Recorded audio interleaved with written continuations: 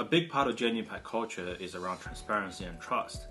And this is why in this clip, we're going to show you step by step how we do calculations on rankings. And we're going to use Apple as example and walk you through how we exactly calculate Apple's quality ranking from step 1. As you can see here, for each stock or each fund, these are all the factors we rank. So for stocks, you have things like quality, value, momentum, ESG, dividends, growth, size, etc., etc. For each of these factors, we have unique ways to calculate them. And by unique, we mean we use different data points. But what's the common similarity amongst all of them is the way we use the data to calculate and arrive at the final rankings. And the same approach goes with funds, even though the exact data points we use to calculate things like returns, stability, and fees are different. But the underlying methodology is always the same. So now let's go straight into quality. Here we're using Apple as example. So the date we created this clip is October the 12th, 2021. And since our rankings change every day, we are just going to take a snapshot of the rankings we see today, but do keep in mind the rankings will vary day by day. So as a reminder here, quality is derived from its 3 sub-factors: profitability, financial strength, and capital allocation. And each of these 3 sub-factors contribute 1/3 equally to the final weight when we calculate the final quality rank. And now let's start with profitability. And then for each of the sub-factors, we have their own definitions and the way to calculate them. For example, for profitability, these are the 8 sub-components that go into profitability calculation, each of them contributing 1/8 of the weight to the final profitability calculation.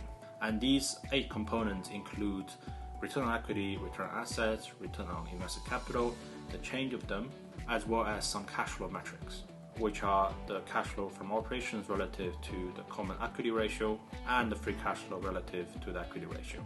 As for financial strength, we mainly use net debt to equity ratio, and specifically for banks, we use their Tier 1 capital ratio. Finally, as for capital allocation, we use things like how much they have been growing their dividends, their dividend payout ratio, total shares outstanding, and a few other metrics that measure the capital allocation efficiency, such as sales relative to capex and cash flow operations relative to capex as well.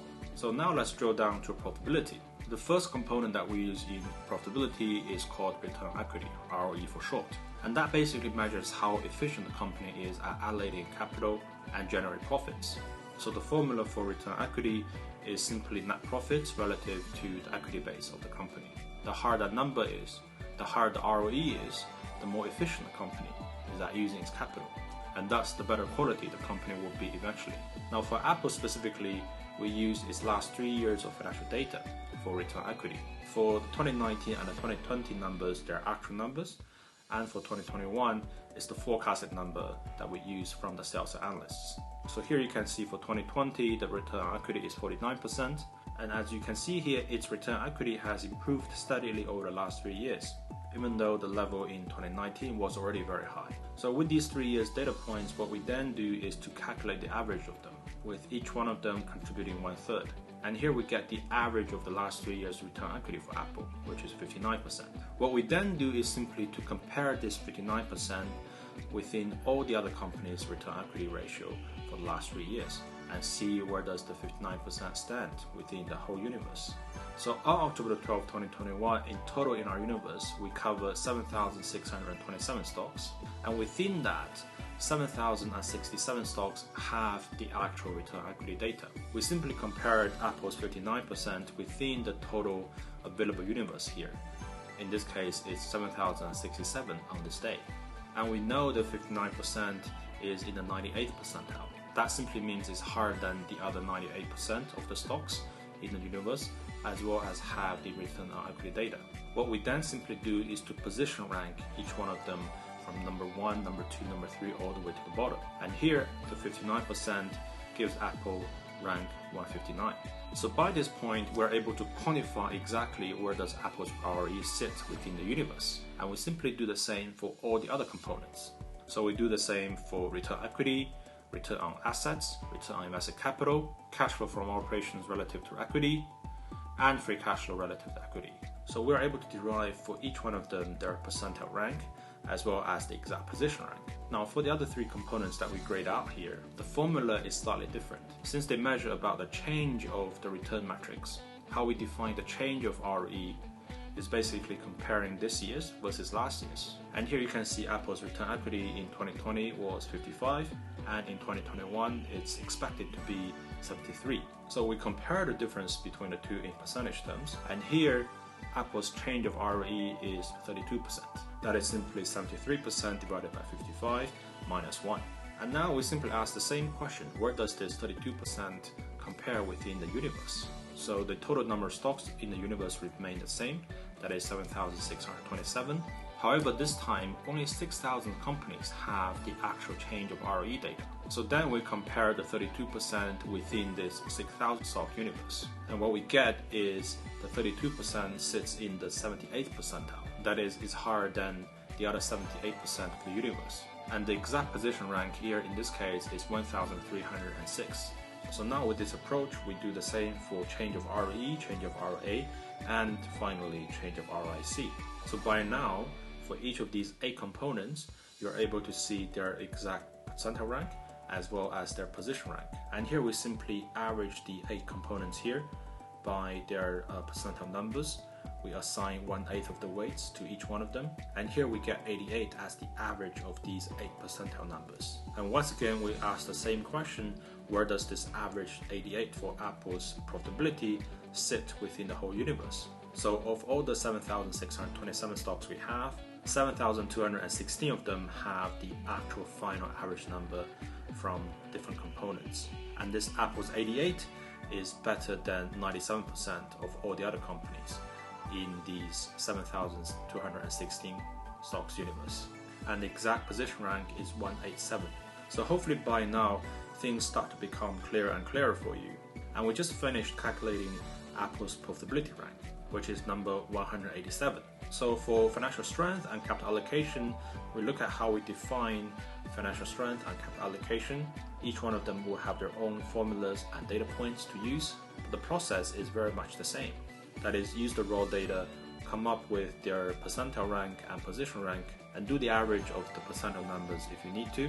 And then once you get the average for each one of the stocks, you percentile rank that average once again.